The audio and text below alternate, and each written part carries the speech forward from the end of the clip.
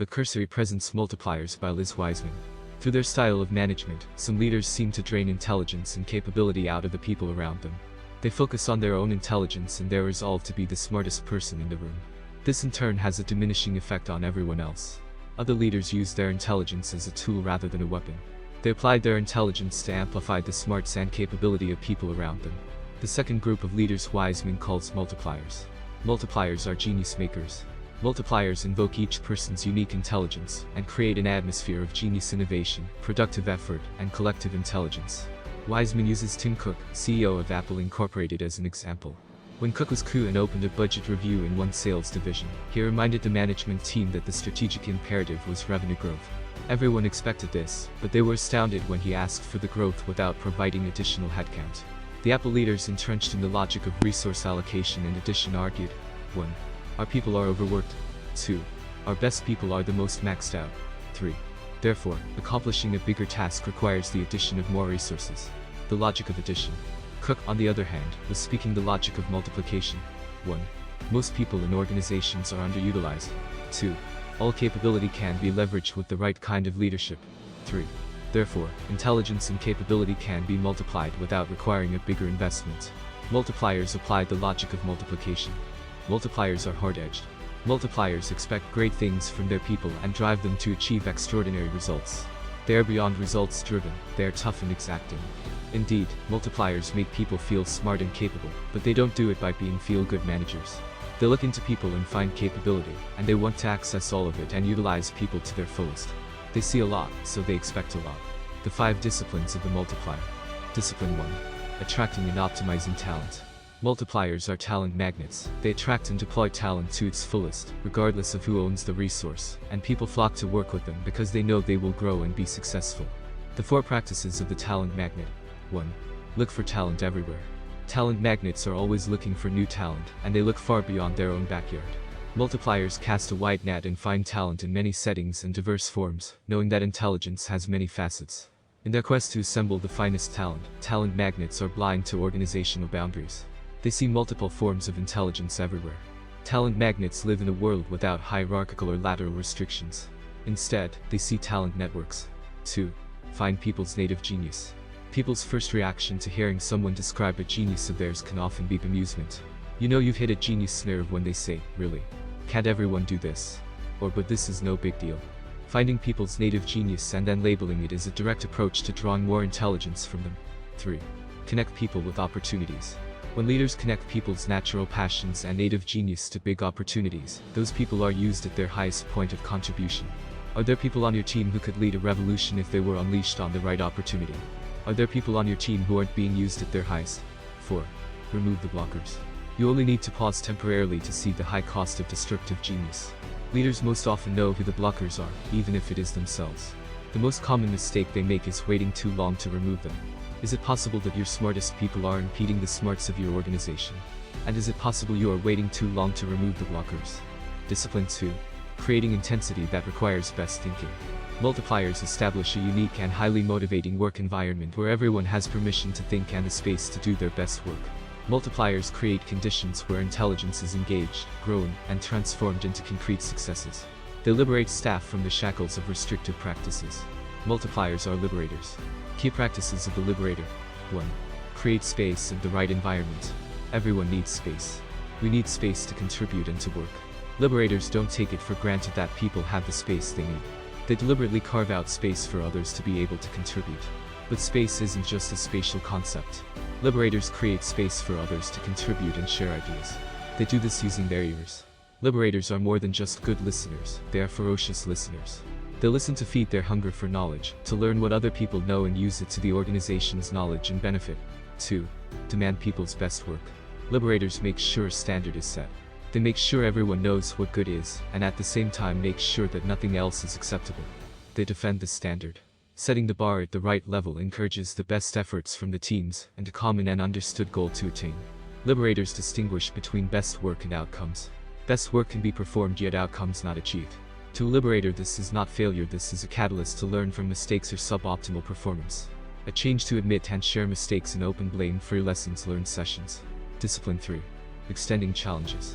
Multipliers act as challengers, continually challenging themselves and others to push beyond what they know. How do they do this? They seed opportunities, lay down challenges that stretch the organization, and, in doing so, generate a belief that it can be done and enthusiasm about the process. The 3 practices of the challenger. 1. Seed the opportunity. Multipliers understand that people grow through challenges. They understand that intelligence grows by being stretched and tested. So, even if the leader has a clear vision of the direction, he or she doesn't just give it to people. Multipliers don't give answers. Instead, they begin a process of discovery. They provide just enough information to provoke thinking and to help people discover and see the opportunity for themselves. One of the best ways to seed an opportunity is to allow someone else to discover it themselves. When people can't see the need for themselves, they develop a deep understanding of the issues, and quite often, all the leader needs to do is get out of their way and let them solve the problem. 2. Lay down a challenge. Once an opportunity is seeded and intellectual energy is created, multipliers establish the challenge at hand in such a way that it creates a huge stretch for an organization. They extend a clear and concrete challenge. Then they ask the hard questions that need to be answered to achieve the challenge, but most importantly they don't answer them. They let others fill in the blanks. 3. Generate belief. By seeding the opportunity and laying down a challenge, people are interested in what is possible. But this isn't enough to create movement. Multipliers generate belief, the belief that the impossible is possible. It isn't enough that people see and understand the stretch, they need to stretch themselves. Multipliers make people believe in themselves. Like the best sports coaches, they can pump up people to believe they are the greatest. Discipline for debating decisions. Multipliers operate as debate makers, driving sound decisions through rigorous debate.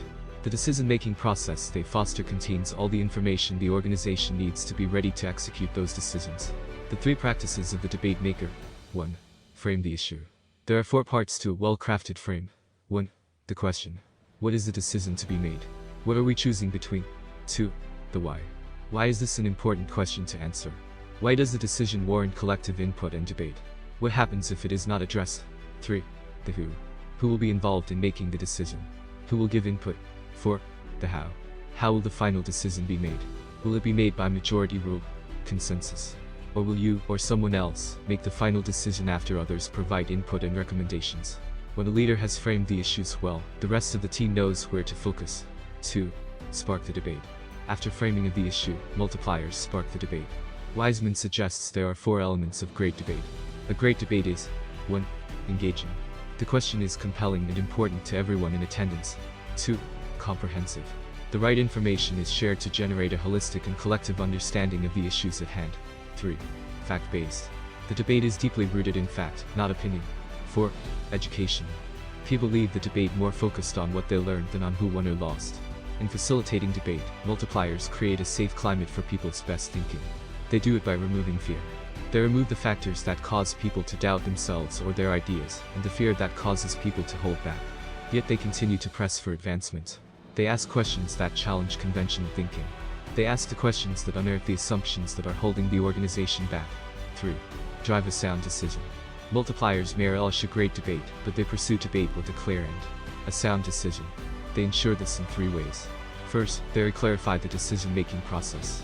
Second, they make the decision or explicitly delegate it to someone else to decide.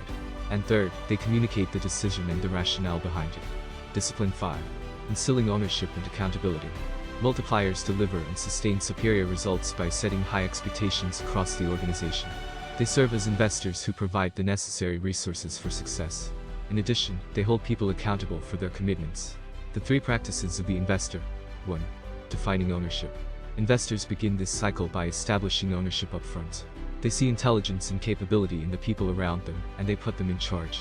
Clarifying the role that the staffer will play as owner actually gives them more ownership, not less. When people are given ownership for only a piece of something larger, they tend to optimize that portion, limiting their thinking to this immediate domain. When people are given ownership for the whole, they stretch their thinking and challenge themselves to go beyond their scope.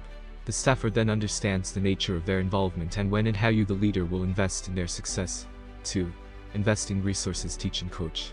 When leaders teach, they invest in their people's ability to solve and avoid problems in the future. This is one of the most powerful ways that multipliers build intelligence around them. Instead of jumping in, the investor provides a backup.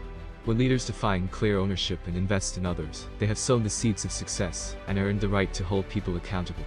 Multipliers believe the best way to learn is through experience. They perform the role of sensei, the organizational Mr. building, and using intellectual muscle memory to organizational advantage. 3. Holding people accountable. A multiplier leader knows how to keep accountability with his people. He is fully engaged, but he does not take over. He lets people be self-determining, but retains a tight rein. He expects complete work and won't tolerate omissions or shortfalls. That said, a multiplier respects natural consequence. The multiplier is aware of the wider influences and constraints, and is sympathetic to outcomes if these detractors have an effect. Through their multiplying abilities, the feeling of care and trust arising creates an increased desire for the staffer to go the extra mile and push harder to succeed. So that's it for today's video. I hope you liked it. Make sure to subscribe to our YouTube channel for daily videos like this one.